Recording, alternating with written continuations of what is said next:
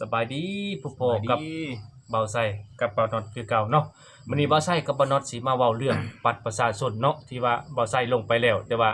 คนคอมเมนต์มาหลายพี่น้องเนาะเดี๋ยวสิให้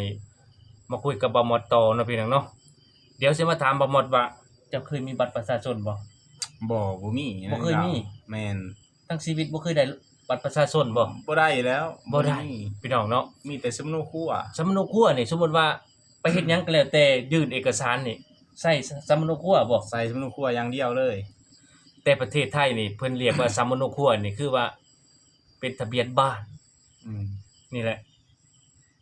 พี่น้องเนาะของประเทศไทยอาจสิเป็นประมาณนี้พี่น้องเนาะบ่ใช่ก็บ่ฮู้ทะเบียนบ้านประมาณนี้สำเนาทะเบียนบ้าน แต่ว่าคนลาวใส่ได้หมดเลย อันนี้คนลาวใส่ร่วมพี่น้องบัตรสามโนครัวนี่แทนได้ทุกอย่าง แม้แต่สิไปซื้อสิไปแจ้งเกิดแจ้งหยังก็สามโนครัวอันนี้ให้พ่อบ้านเซ็นหรือว่านายบ้าน หรือว่าในเมืองก็แล้วแต่เนาะอาจสิในเมืองนี่ก็แจ้งเกิดนี่ก็เสียเงินได้บ้านเฮาบ่ เสียแล้ว เสียแพงบ่ แจ้งเกิดแบบใดแบบว่าเอ้าเด็กเกิดเฮาสิ อ๋อ แจ้งเขาสมุนครัวนี่100,000จดเขาแจ้งเกิดแค่ นะ ตัวเซ็นชื่อว่าเท่านั้นเท่านี้ชื่อเท่ามอดจริงๆก็เสียเงินเป็นแสนแม่น100,000ป๊าแสนหนึงก็เกือบ200พี่น้องที่บ่ใช้ เกือบ200 80บาท80บาทเนาะ80บาท90บาทเนาะนี่คือคนลาวที่ว่ายัง 100,000 บ่มีบัตรประชาชนที่ว่ามัน แม่นๆ บ่สะดวกสบายเนาะถ้าประเทศไทยนี่8ขวบขึ้นไปเพิ่นมีบัตรประชาชนแล้วเด้ อือ เพิ่นมีแล้วเด้ประชาชนเพิ่นก็ว่าสิคือบัตรประชาชนนี่ว่าง่ายๆน่ะไปใช้ก็สะดวกสะดวกสบาย สบายที่ว่า เวลาไปทำงานตำรวจถามกัน ก็จะ บัตรประชาชนให้เบิ่ง แม่นคันบ่มีบัตรประชาชนอยู่ประเทศไทยเพิ่นก็ปรับได้คันตาม200ขึ้น แต่ว่าในลาวเฮานี่ม่วมเลย แต่คนลาวยังนี่นะพี่น้องในคนลาวนี่คือว่าคล้ายๆว่าเป็นคนแบบเถื่อนบ่ฮือก็บ่ฮู้เนาะ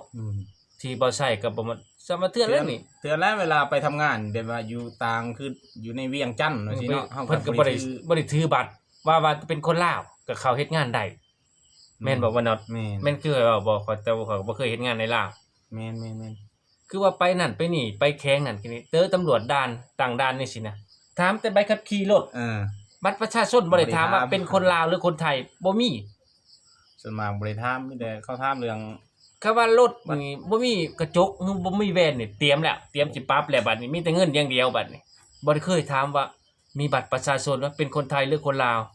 ก็สิบ่ได้ว่าได้นะบ่ได้คนต่างชาติบ่ว่าง่ายๆบ่ว่าคนไทยก็ได้เป็นคนต่างชาติบ่คือเวลาเราสิเบิ่งบัตรประชาชนตรวจเบิ่งดูก็บ่มีพี่น้องเนาะอยากตรวจแต่ว่าใบขับขี่มีบ่บัตรรถมีบ่ครบบ่จังซี่มีแต่ถามเท่านี้พี่น้องคันบ่มีครบเอาเงินอย่างเดียวพี่น้อง คือบ่หมดนี่แหละนี่ไปโรงพยาบาลอยู่เนาะไปก็ไปเรียนคิวบัดบ่มีฮอดคิวพี่น้องบัตรคิวก็บ่มี บ่มีบัตรคิว บ่มีบัตรคิวได้บ่น็อต บ่ใช่ก็พอฮู้นะบ่มีบัตรคิวไผไปก่อนหรือไปช้าคนก็แล้วแต่นะคันมีเงินปอนแน่ก็ได้ เข้าก่อนได้ เข้าก่อนคนเจ็บโอ้ยใส่ติ่งสิแตกเลยพี่น้องโอ้นี่ผู้นั้นมีเงินปอนนี่แสน2แสน500 600บาทดึงเข้าก่อนเลยพี่น้องนี่แหละความมาตรฐานคือว่าที่บ่ใช่เห็นกับบ่หมดอยู่เว้าในหมู่บ้านตัวเองเนี่ยในบ้านเองเนาะในเมืองเองว่ายังไงเนาะในเมืองบ่ได้เว้าทั่วไปพี่น้องเนาะ อันนี้บ่ได้ว่าต่างถิ่น ต่างถิ่นเว้าในที่ประสบการณ์ที่เห็นอยู่ในเมืองตัวเองหันนะ แม่นที่ขนาดว่าอยู่ในอันนี้เนาะ ในขณะก็บ่ฮู้ว่าเขตอื่นสิเป็นคือเขตบ่ใช่บ่เนาะนี่แหละมันยากที่ว่าเฮ็ดหยังบ่มีบัตรประชาชนนี่ก็คือว่า ลำบาก ลำบากนะพี่น้องนะบ่แม่นลำบากแต่ว่า คือเฮาเป็นบ่มีตัวตน แม่นแบบ บ่ นั้น คือว่าเฮานี่คือว่าล้าหลังจากประเทศอื่นประเทศอื่นมีบัตรประชาชนเฮานี่คล้ายๆว่าบ่มีบัตรคือว่าง่ายๆคนเถื่อนคนป่าบ่เป็นคนป่านี่คือว่าบ่มีในระบบบ่นี่นะคันว่าเช็คนี่เจ้านี้ในคอมนี่ชื่อเจ้านี่สิมีแต่ชื่อบ่คือจังไดก็บ่ฮู้เนาะในประเทศไทยของเพิ่นเนาะบ่ใช่เห็นนี่พิมพ์ตัวเลขรหัส10ตัวเข้าไปแป๊บๆๆเห็นหน้าเปิดจื้อเลยเด้หน้าเรียบร้อยยืนยันเรียบร้อย ยืนยันแบบว่ามีตัวตนแต่ละคน อันนี้คนตายก็บ่ฮู้คนหายก็บ่ฮู้ จักสิหาแนวใดเนาะ คนเกิดก็บ่ฮู้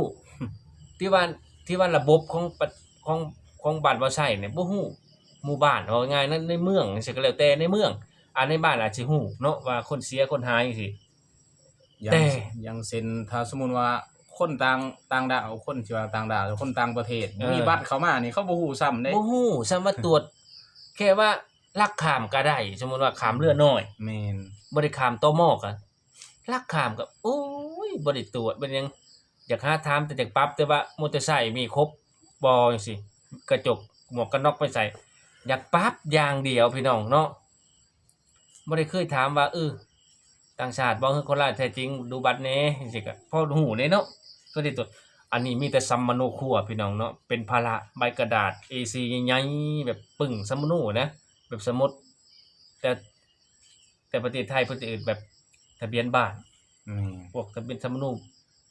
บ้านอิหยังประมาณนี้แหละคนไทยนี่ แต่สำหรับคนลาวนี่ใช้ภาระแบบนั้นส่วนใหญ่เนาะแต่บ่ใช้ก็งงคือกันคือเพิ่นคือบ่เฮ็ดแค่บัตรนี่นะนี่ก็บ่ได้ง่ายปานใดเนาะ แม่น ก็สมมุติว่าเฮ็ดซัมมโนครัวต่อนี่แพงบ่ก็มันหายจังซี่ เฮ็ด เฮ็ดเทื่อหนึง เฮาก็บ่ค่อยฮู้บ่ได้กับน่าสิหลักพันหรือว่าจังได๋แหละ 1,000 บาทอีกข้อยเคยถามว่า1,000 บาทเจ้าก็เว้า 1,000 บาทเจ้าก็ว่าใกล้เคียงกับคนที่ข้อยถามมา อืม เขาอยากรู้ว่าในระบบนี่นะอยากให้มันง่ายสำหรับว่ามีบัตรประชาชน มัง่ายเขามีประชาชนมันเว้าหลายอย่างมันง่ย คือว่าเอาตัวนี้ก็รักษาก็สิง่ายมันแข็งเนาะ แม่น ดีกว่าซัมมโนควบปึ้งประมาณ 4-5 แผ่น 6-7 แผ่นมั้งหั่น ๆ เนาะ แม่นเวลาสมมุติว่ารถล้มรถหยังเฮาอยู่ต่างถิ่นก็เฮาถือบัตรหยังก็ประจำโต๊ะ ป เนาะ ระชาชนจะได้รู้ว่าอยู่แข้งใด อ่า เมืองใดพอได้แจ้งโทษแต่ว่า โตหา พอได้ติดต่อ โทรหา อย่างน้อยก็ติดต่อจะแบบหยังนะบัตรเฮาอยู่หั่นราชการบอกคือตั้ง บัตร ประชาชนมันต้องมีขึ้นเบอร์ก็มีได้คันเฮารหัสพิมพ์รหัส10ตัวเขานะมันมีครบได้อยู่หั่นคิดว่านะบ่ใช่คิดว่านะถ้าเป็นประเทศไทยนะ มันสิสะดวกกว่าเท่านั้น เพราะว่าแจ้งแบบนั้นนี่คือว่าคนจังหวัดนั้นเด้อแข้งนั้นเด้อที่อุบัติเหตุจังซี่ มันสิง่ายเด้ เขาก็สิฮู้เนาะ อันนี้สมมุติว่าเฮาไปผู้เดียวบัด เขาสิไปถ่ายเอาแต่หน้าบางคนก็ บ่ ฮู้ซำนั้นเนาะ เฟซคือว่าโทรศัพท์เฮาก็จะว่าล็อกหน้าจอจังซี่กดรหัสให้เข้าบัดสลบเลยจังซี่นะ แม่น อันนะพี่น้องเนาะนี่คือบ่ใช้กับบ่มัดสิ เฮาเว้านี่เว้าเรื่องความสะดวก ความสะดวกนะง่ายๆว่าแต่เกิดมาบ่เคยมีบัตรอายุเจ้าจักปีเลย โอ้ข่อยก็23แหละ บ่เคยมีบัตร บ่มีแล้ว บ่เคยเห็นบัตรตัวเองอีก บ่เคยเห็นบัตรตัวเอง ว่าบัตรประชาชนลาวเป็นแบบใด บ่มี มีแต่สัมมโน สำนวนครัว อย่างเดียว อย่างเดียว เขียนชื่อทั้งหมดเอารูปแปะ แต่ มีตัวตนแล้ว มีตัวตนแล้วสำนัก ป๊า ไปต่างจังหวัดต่างอำเภอก็ได้แล้ว ต่างแขงได้แล้ว ต่างแขวงก็ได้แล้ว เอ้าสมมุติว่าเฮาบ่ได้ถือไปสิสมมุติว่าเจอตำรวจอยากตรวจจังซี่นะแบบว่าผมบ่เชื่อเจ้าแล้วว่าจะเป็นคนลาวเจ้าจะได้ยอมเสียเงินให้ซื่อๆเด้อวะนี่ เป็นแนวแล้วก็ต้องได้ยอมเสีย ของ เงิน เจ้าบ่มี แล้ว ตัวตนยืนยันว่าเจ้าบ่มีบัตร แม่น ของเจ้าลืมสมุนครัวไปสิเนาะ แม่นแต่ว่า สมมุติว่าถ้าญาติไปต่างแขวงกัน2คนแนวสิญาติก็บ่ไปสนุกครัว นั่นแหละมีใบเดียวพี่น้อง มันมีใบเดียว สำหรับคนที่สมุนครัวอยู่บ้านนี่มี7คนก็มีอยู่สมุดเล่มเดียวน่ะเส้นต่อว่าถ้านี่เกิดก้อนก็สิหัวขึ้นก้อน2มา3มานี่นะ เท่าข้อสิลงมาเลยเนาะถ้าเอื้อยเจ้าก็จะไป เจ้าก็จะไปเมือง ไป ผู้นั้นก็จะไปเมืองอื่นสมมุติว่า สำนวนครัวอันเดียว อันเดียวแบบตรวจกันบัดนี้โดนจับมันสุดท้ายเจ้าโดนจับบัดนี้ซวย เสียเงินอีก เสียเงินทั้งที่จะเป็นคนลาว ปฏิเขาบ่เชื่อว่าจะเป็นคนลาวเจอตำรวจสอนะ แม่น สุดท้ายก็ได้เสียเงิน มันคุ้มบ่พี่น้องเนาะนี่คืออยากให้นี่แหละอยากให้คล้ายๆว่า อยากให้มันแบบง่ายสะดวก แม่น กับประชาชนของคนลาวว่าง่ายๆเนาะอยากให้มีตัวตนบ่อยากให้เป็นคนเถื่อนหรือว่าคนป่าอยากให้มีอยู่ในระบบ คนเสียคนหายคนตายก็อยากได้ฮู้ว่าคนตายแหละเพิ่นก็สิแจ้งออกจากระบบว่าคนเสียชีวิตแล้วเหมือนประเทศไทยเนาะคนหายตัวนี้ มีคนหายก็เขาเจ้าก็แจ้งและคนไทยเนี่ยเจ้าแจ้งในคำว่าหาบ่เห็นแจ้งว่ามีคนหาย3วัน4วันมีใครพบเห็นเพิ่นก็สิแจ้งตามเพจตามหน้าบัตรประชาชนสิแจ้งขึ้นว่ามีคนหายขึ้นคล้ายๆนี่เขาเจ้าก็สิแจ้งแต่สำหรับเฮานี่คือว่ามองด้วยตาเปล่าพี่น้องเนาะ มองในตาเปล่า ถามว่ามีคุณแบบยังไงล่ะ คือ บ่หมดนี่คือจังซี่นะของนี่รถนี่ก็แม่นเขามาลักกลางคืนก็บ่เห็นเด้ บ่เห็นแล้ว ประเทศอื่นนี่เขาเจ้ารับนอนกดๆๆๆนี่จะมีกล้องไหนคือจังนี่มีตาเทวดาส่องอยู่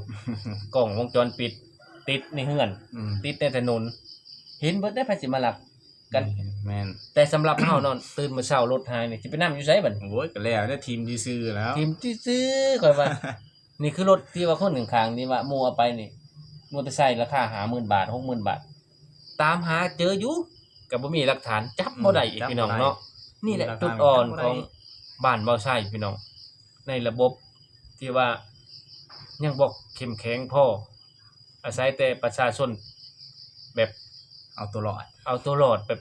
รักษาตัวเองให้แบบประคองชีวิตตัวเอง คือบ้านเฮาล่าสุดน้ำท่วมบ่มีไผซอยแล้วซอยตัวเองจนของไผของมันไผสิมาซอยแม่นบ่ไผก็เจอน้ำท่วมคือกันนู่นเนาะก็คือจังซี่แหละพี่น้องการที่ว่าอยู่บ่มีระบบแบบคือว่าบ่มีวินัยคือว่าบ่มีทีมเวิร์คคือนักฟุตบอลนี่บ่เพิ่นไปเป็นทีม แม่น เฮาก็ เอาสายเดียวเลย สายเดียวของไผของมันครอบครัวเพิ่นก็เหมือนเนาะไผมีก็ใครแน่ไผทุกข์ก็คือจังว่าแหละ ได้เอาตัวรอดให้มันเนาะเว้าเลยจ้ะ เว้าแล้วก็บ่ได้เนาะมันคือว่ามันคือว่าบัตรนี่อยากให้ในระบบคือว่ามีตัวตนแท้เนี่ยบ่อยากให้ ให้เพิ่นหนีออกมาเนาะ อยากให้มีระบบต้องการมีบัตรทุกคนให้เป็นว่าอาจคนลาวข่อยว่าสิหลายกว่า8ล้านข่อยว่า ลาวบ่ เพราะว่ามันคล้ายๆว่าจึงได้บัตรประชาชนบ่มีแต่ละคนนะ 90%นี่คนลาวบ่มีบัตรนอกจากว่าราชการนี่มีแน่นอนนายคู่บ่ตำรวจบ่จังซี่ทหารนายพลนี่มีแน่นอนแต่บัตรประชาชน แต่ประชาชนอย่างเฮาในหมู่บ้าน99%ไป ที่บ่มี ที่บ่มีอยู่เปอร์เซ็นต์หนึงที่ในหมู่บ้านบ่ใช่กล้าการันตี พวกใดที่ไป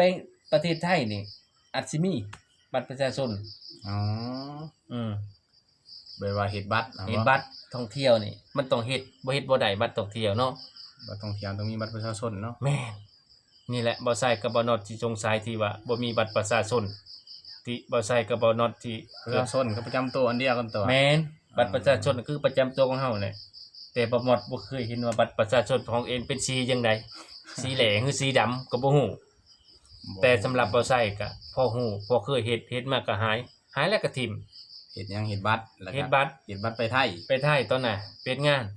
หายจักหายใส่ก็บ่ได้แจ้งว่าของหายก็แล้วปุ๊บคันแม่นเบิดอายุก็เบิดแล้วเป็น10 ปีแล้ว